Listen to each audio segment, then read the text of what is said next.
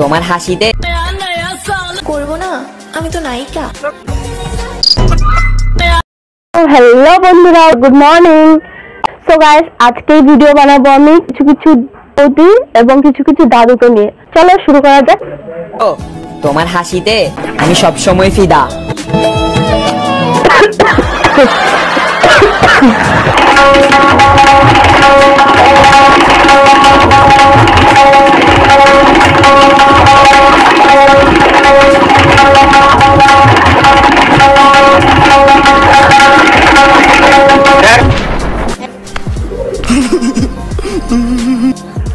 বিয়ে করার আগে অবশ্যই মেকআপ ছাড়া দেখে নেবে।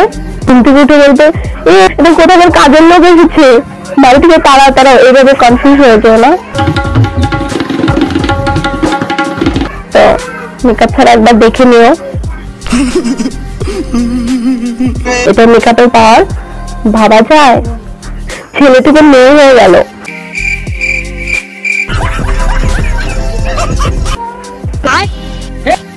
हे प्रभु हे हरि राम कृष्ण जगन्नाथ प्रेमानंद, ये क्या हुआ? गलाव से पानी आ गया। হে ভগবান, এটা কি দিনকাল চলে আসলো? চুলের ভিতরে বাটে দিয়ে এটা কে করে ভাই? गलाव से पानी आ गया। হেয়ার স্টাইল বানানো হচ্ছে। আগেকার দিনে একটা কাট হতো যেটাকে বলতো বাটি ছাট, মানে মাঝখানে বাটি বসে সাইডটা কেটে দিত, ওটাকে বলতো বাটি ছাট। আর দিদি বানাচ্ছে বাটি ঝাট। তুমি কি বুঝবে আমার সমস্যার কথা? আমি তো আমার সমস্যা আমার ফ্যামিলিকেই বুঝাইতে পারি নাই।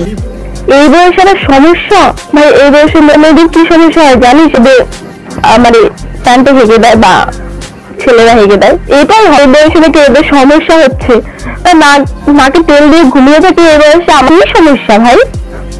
কিরকম সমস্যা? বন্ধু কালা পাখি আমি